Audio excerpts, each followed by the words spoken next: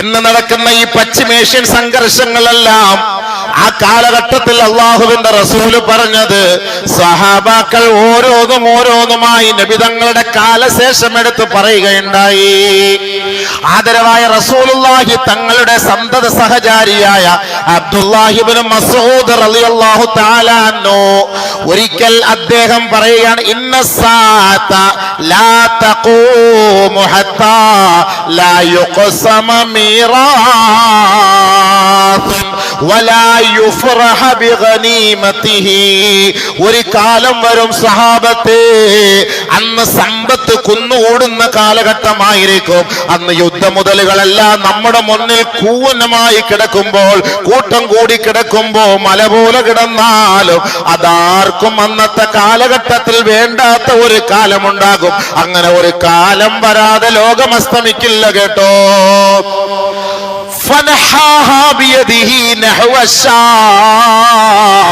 ശേഷം അദ്ദേഹം ഷാമിന്റെ ഭാഗത്തേക്ക് തിരിഞ്ഞു നിന്ന് വിരൽ ചൂണ്ടിക്കൊണ്ടാണ് പറഞ്ഞത്. ഷാം എന്ന് പറയുന്ന ഇന്നത്തെ ഫലസ്തീനിന്റെ ഭാഗത്തേക്ക്, ഗസയുടെ ഭാഗത്തേക്ക് ബഹുമാനപ്പെട്ട അബ്ദുല്ലാഹി ഇബ്നു മസ്ഊദ് വിരൽ ചൂണ്ടിയിട്ട് പറയുകയാണ്, യുജ്മഉ ലഅദുൻ യജ്മഉ ലഹുമുൽ ഇസ്ലാം. അവിടുന്ന് ഒരു വിഭാഗം ഇസ്ലാമിനെ തകർക്കാനുള്ള ഒരു സംഘം ഉയർത്തെഴുന്നേൽക്കും കേട്ടോ.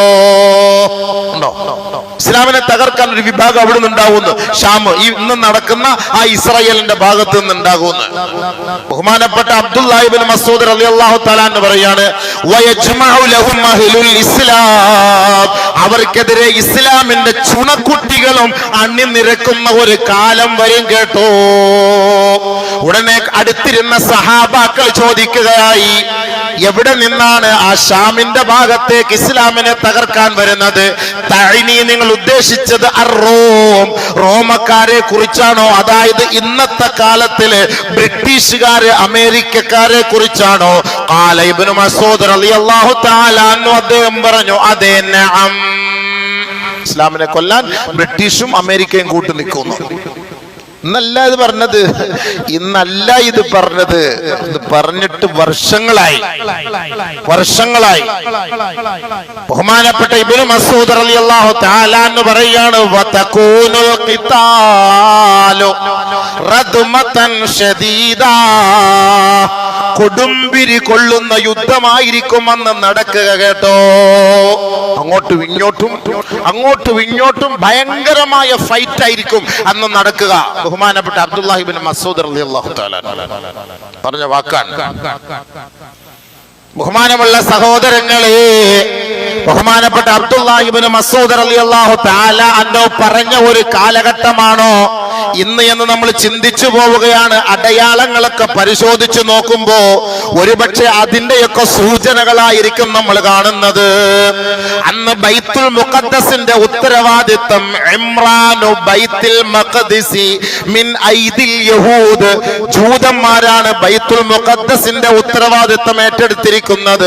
അതിന്റെ പരിപാലക സമിതിയും അതിന്റെ ഭരണകർത്താക്കളും അത് നിയന്ത്രിക്കുന്നതും ആരെ നമസ്കരിപ്പിക്കണം നമസ്കരിപ്പിക്കണ്ട എന്ന് തീരുമാനിക്കുന്നതും ആ കാലഘട്ടത്തിൽ ജൂതന്മാരായിരിക്കും. സഹാബ ജൂതന്മാരായിരിക്കും. മിൻ ഐദിൽ യഹൂദ്, ജൂതന്മാരുടെ ഭാഗത്തു നിന്നായിരിക്കും അതിന്റെ ഉത്തരവാദിത്വം ഉണ്ടാവുക. ബഹുമാനപ്പെട്ട അബ്ദുല്ലാഹി ഇബ്നു മസ്ഊദ് റളിയല്ലാഹു തആല അൻഹു പറയണമെങ്കിൽ ആദരവായ റസൂലുള്ളാഹി സ്വല്ലല്ലാഹു അലൈഹി വസല്ലമ തങ്ങൾ ബഹുമാനപ്പെട്ട സ്വഹാബാക്കളുടെ മുന്നിൽ അത് പറഞ്ഞത് കൊണ്ടാണല്ലോ അങ്ങനെയൊക്കെ സംഭവിക്കാൻ കാരണം. അങ്ങനെ ജൂതന്മാരുടെ കൈകളിൽ നിന്നാണ് പരിശുദ്ധമായ ഇസ്ലാമിന്റെ മക്കൾ അധികാരം പിടിച്ചെടുക്കുന്നത്. അങ്ങനെ വരുമ്പോ ഭയങ്കരമായ വിപ്ലവം പൊട്ടിപ്പിളരുമത്രേ, പൊട്ടിപ്പുറപ്പെടുമത്രേ. അങ്ങനെ യസിരിബ് ഖറാബു യസിരിബ, മദീനയിൽ പ്രശ്നങ്ങൾ ഉടലെടുക്കും. ഇവിടെ തുടങ്ങി ഇത് വിജയിച്ച് ഇത് ജൂതന്മാരുടെ കയ്യിൽ നിന്ന് പിടിച്ചെടുക്കുമ്പം അടുത്ത പ്രശ്നത്തിന്റെ തുടക്കം മദീനയിലാവും. അടുത്ത പ്രശ്നത്തിന്റെ തുടക്കം മദീനയിലാകും. ഭയങ്കരമായ വിപ്ലവ പോരാട്ടങ്ങളായിരിക്കും പിന്നീട് നടക്കുക.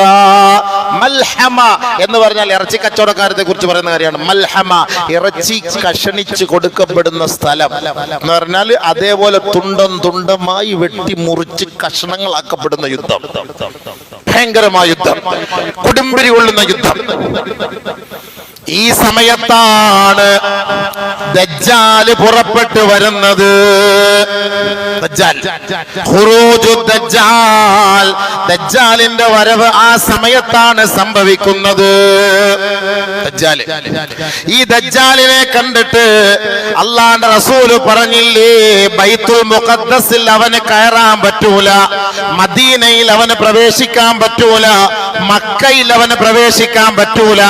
ഇത് മനസ്സിലാക്കിയിട്ട് അന്ന് കാലം വരെ മുസ്ലിമിന്റെ പേരും അണിഞ്ഞുകൊണ്ട് ജീവിച്ചിരുന്ന അഹങ്കാരികളായ ഭരണകർത്താക്കളടക്കമുള്ള മുനാഫിഖീങ്ങള് ഈ ദജ്ജാലിനെ ഭയപ്പെട്ടിട്ട് പരിശുദ്ധമായ മദീനയിലേക്ക് അവർ താവളം മാറ്റി ഒളിച്ചോടി മദീനയുടെ മണ്ണിൽ പോയി അവർ താമസിക്കുമത്രേ. എന്ന് അള്ളാന്റെ ദീനിനെ കളിയാക്കുന്ന മുസ്ലിം നാമധാരികൾ ഇന്ന് പരിശുദ്ധമായ ഇസ്ലാമിനെയും ഇസ്ലാമിക ആശയ ആദർശങ്ങളെയും തകർത്തുകൊണ്ടിരിക്കുമ്പോ, ഈ കുഞ്ഞുമക്കളെ അടക്കം കൊന്നൊടുക്കിക്കൊണ്ടിരിക്കുമ്പോ, കേവലം നോക്കുകുത്തികളായി അൽഫാമും അടിച്ച് ആടുമന്തിയും തിന്നിട്ട് അവിടെ നൈറ്റ് ക്ലബിലും പങ്കെടുത്ത് വെള്ളം ഓടിച്ച് പെണ്ണുങ്ങളുമായിട്ട് ഡാൻസ് കളിച്ച് അവര് തുള്ളിച്ചാടി സന്തോഷിക്കുന്ന ഈ മുനാഫിഖീങ്ങളായ ആൺ പെണ്ണുങ്ങൾ അടക്കം ദജ്ജാലിന്റെ വരവോടുകൂടി മദീനയിലേക്ക് ഓടി ഒളിക്കുമത്രേ. കാരണം ദജ്ജാലിനെ പേടിച്ചിട്ട്. ദജ്ജാല് മദീനയിൽ കയറൂല. ദജ്ജാല് മദീനയിൽ കയറാതെ വരുമ്പോ മദീനയിലേക്ക് അവർ ഓടി ഒളിക്കുകയാണ്. അല്ലാഹു റബ്ബുൽ ഇസ്സത്ത് ഇവനേക്കാൾ ബുദ്ധിയുള്ളവനല്ലേ, അഹ്കമുൽ ഹാക്കിമായ പടച്ച തമ്പുരാൻ. ഫഇന്നഹാ തർജുഫു ബിഅഹ്ലിഹാ സലാസ റജഫാത്ത്. ഈ മുനാഫിക്കീങ്ങളായ നാമധാരികളായ മുസ്ലിമീങ്ങൾ മദീനയിൽ ഏതെല്ലാം മാളങ്ങളിലും ഒളിച്ചിരിക്കുന്നുണ്ടോ, അല്ലാഹു റബ്ബുൽ ഇസ്സത്ത് ആ വിഭാഗത്തെ കൊണ്ട് മദീനയെ ഒന്ന് കുലുക്കുമത്രേ. കുലുക്കും. നീ അങ്ങനെ കയറി സൂഹിക്കണ്ട. ഇത്ര നാള് അള്ളാഹ് ഇല്ല, ഇബാദത്തില്ല, റസൂലില്ല, ദീനില്ല, ഈമാനില്ല. ഇപ്പൊ ദജ്ജാല് വന്നപ്പോ അവന്റെ പിടിയിൽ നിന്ന് രക്ഷപ്പെടാൻ വേണ്ടിട്ട് നീ മദീനയിൽ വന്ന് ഒളിച്ചിരിക്കാൻ നീ ശ്രമിക്കുന്നോ? ഇല്ല. അള്ളാഹുവിന്റെ റസൂല് പറയുകയാണ്, ഫഇന്നഹാ ബിഅഹ്ലിഹാ തർജുഫു സലാസ റജഫാത്ത്. 3 കുലുക്കം അല്ലാഹു കുലുക്കും.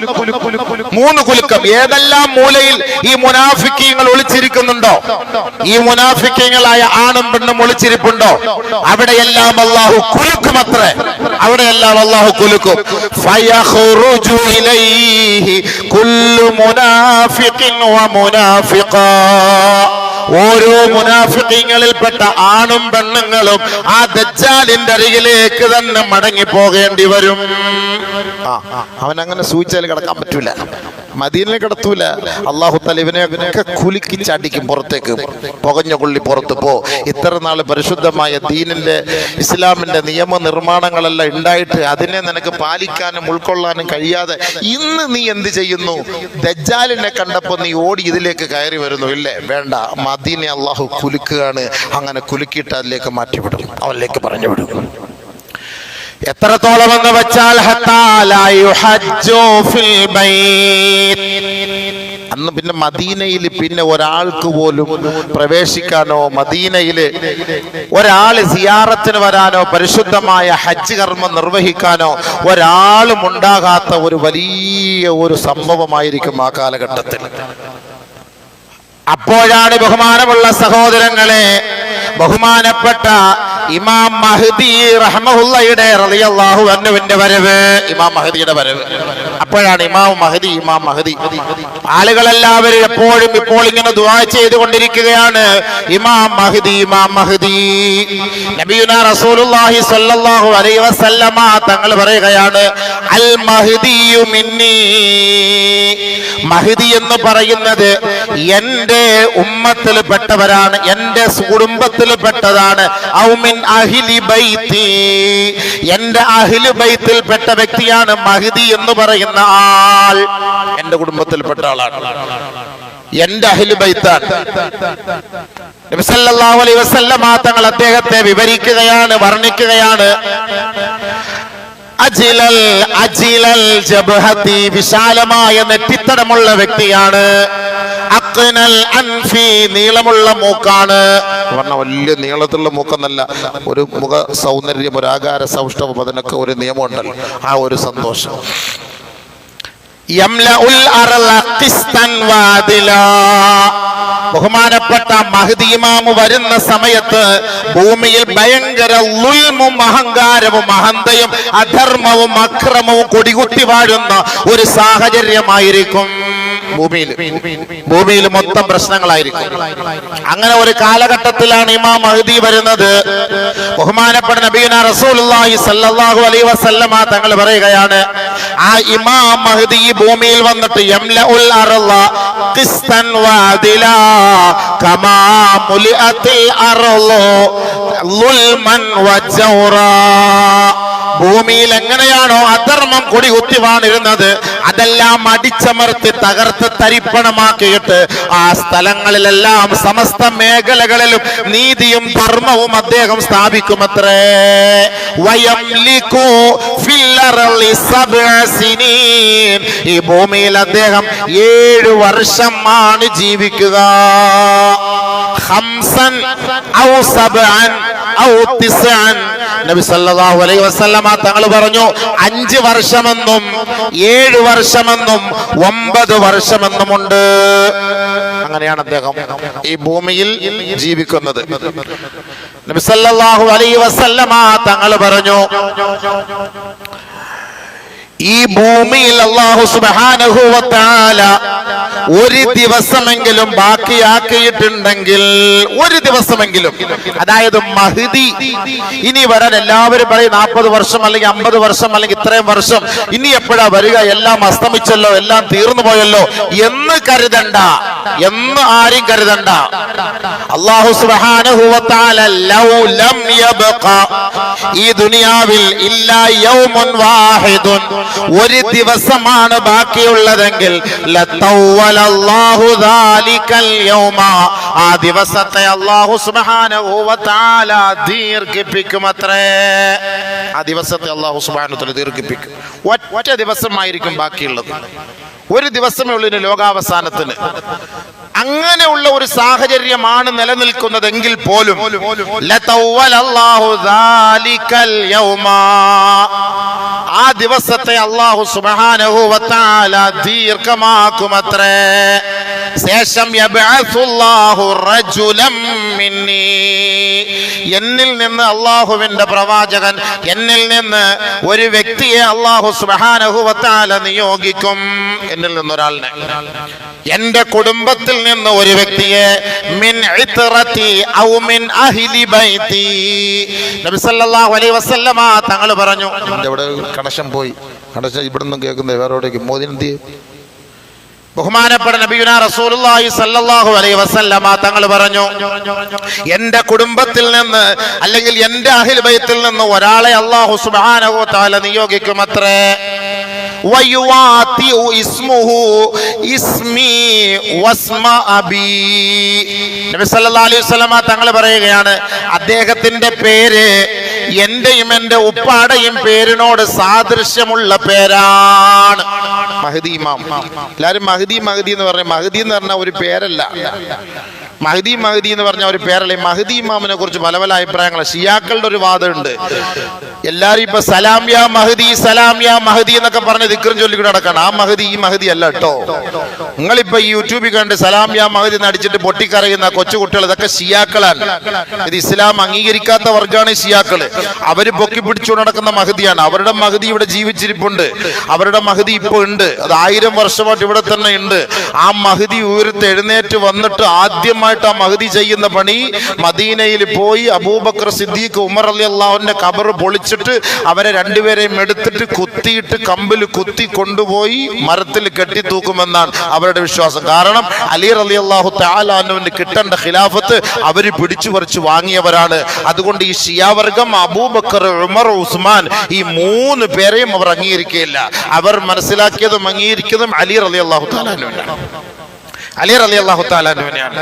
അപ്പൊ അലി അതുകൊണ്ടാണ് അവിടെ അല്ല യാ അലി യാ അലി യാ അലി എന്ന് പറഞ്ഞു. അതുകൊണ്ട് ഹദീസുകളിൽ ഒരുപാട് മാറ്റങ്ങൾ അവർ വരുത്തിയിട്ടുണ്ട്. അലി അലിഹിസ്സലാം എന്നൊക്കെ പറഞ്ഞിട്ടാണ് അവരിങ്ങനെ എഴുതുന്നത്. അതുകൊണ്ട് ആ കുതന്ത്രത്തിൽ നമ്മൾ വീണ് പോകണ്ട. അവര് ഷിയാക്കളാണ്. ഇവര് പറയും ബൈത്തുൽ മുഖദ്ദസ് ഞങ്ങൾ ഇപ്പൊ അടിക്കും എവിടെ അടിക്കൂല. അവർ ഷിയാക്കളാണ്. ബൈത്തുൽ മുഖദ്ദസും പരിസരത്തുള്ള സുന്നികളാണ്. ഈ സുന്നികളെ തകർക്കാൻ ഒരിക്കലും ഇറാൻകാരൻ കൂട്ടു നിൽക്കൂല സുഹൃത്തുക്കളെ. കാരണം അവൻ ഷിയായുടെ ആദർശമുള്ളവനാണ്. ഇസ്ലാം അവരെ അംഗീകരിക്കാത്തവരാണ്. ഇസ്ലാമിൽ നിന്ന് പുറത്തു പോയവരാണ്. അവര് 40ഓളം വിഭാഗങ്ങളുണ്ട്. അപ്പൊ അതുകൊണ്ട് അവര് വിളിക്കുന്ന മഹദി അല്ല ഈ മഹദി. യഥാർത്ഥത്തിൽ മഹദി എന്ന് പറഞ്ഞാൽ ഒരു വഴികാട്ടി എന്നാണ് അതിന്റെ അർത്ഥം. ഫഅലൈക്കും ബിസുന്നതി വസുന്നതി ഖുലഫാഇർ റാഷിദീനൽ മഹ്ദിയീൻ. നബി സല്ലല്ലാഹു അലൈഹി വസല്ലമ തങ്ങൾ പറഞ്ഞതാണ്, അലൈക്കും ബിസുന്നതി, എന്റെ സുന്നത്തിനെ നിങ്ങൾ പിൻപറ്റണം, വസുന്നതി ഖുലഫാഇർ റാഷിദീനൽ മഹ്ദിയീൻ, എനിക്ക് ശേഷമുള്ള ഖുലഫാഉർ റാഷിദീങ്ങളായ വഴികാട്ടികളായ എന്റെ ഖലീഫമാരെ നിങ്ങൾ പിൻപറ്റണം കേട്ടോ. ബഹുമാനപ്പെട്ട നബിയുനാ റസൂലുള്ളാഹി സ്വല്ലല്ലാഹു അലൈഹി വസല്ലമ തങ്ങൾ പറഞ്ഞു. അപ്പൊ അങ്ങനെ ഒരു വഴികാട്ടിയായിട്ട് നബി സല്ലല്ലാഹു അലൈഹി വസല്ലമ തങ്ങളുടെ പരമ്പരയിൽ നിന്ന് വരുന്ന ഒരു വ്യക്തിയാണ് ഈ മഹ്ദി. നബിയുനാ റസൂലുള്ളാഹി തങ്ങൾ പറഞ്ഞു, അദ്ദേഹത്തിന്റെ പേര് എന്റെയും എന്റെ പാപ്പാടെയും പേരിനോട് യോജിച്ചതാണ്. എന്താണ് മഹ്ദി ഇമാമിന്റെ പേരെന്നറിയുമോ? മുഹമ്മദ് ഇബ്നു അബ്ദുല്ലാഹിൽ അലവിയിൽ ഫാത്തിമിയിൽ ഹസനി. ഇതാണ് ഇമാം മഹ്ദി. ചുമ്മാ ഇമാം മഹ്ദി എന്ന് വിളിച്ചു പറഞ്ഞു നടന്നിട്ട് കാര്യമില്ല. മഹ്ദി ഇമാമിന്റെ പേരെന്താ? മഹ്ദി ഇമാം. മഹ്ദി ഇമാമിനെ എല്ലാവരും നോക്കിയിരിക്കുക. ഇവിടെ ചീഫ് ഇമാം നിസ്കരിക്കുന്ന ആളിനെ നോക്കിയിരിക്കുക. ഒറ്റൊരു മനുഷ്യൻ വരാനില്ല. എല്ലാവരും മഹ്ദി ഇമാം പോരെന്ന് പറഞ്ഞിരിക്കുകയാണ്. എവിടെ വരാൻ? ഈ പള്ളിയിലെ ഇമാമിനെ ആരും പരിഗണിക്കുന്നില്ല. വല്ല ഇമാമിനെ പരിഗണിക്കാൻ പോവാണ്. എന്താണ് അദ്ദേഹത്തിന്റെ പേര്? മുഹമ്മദ് ഇബ്നു അബ്ദുല്ലാഹിൽ അലവിയിൽ ഫാത്തിമിയിൽ ഹസനി.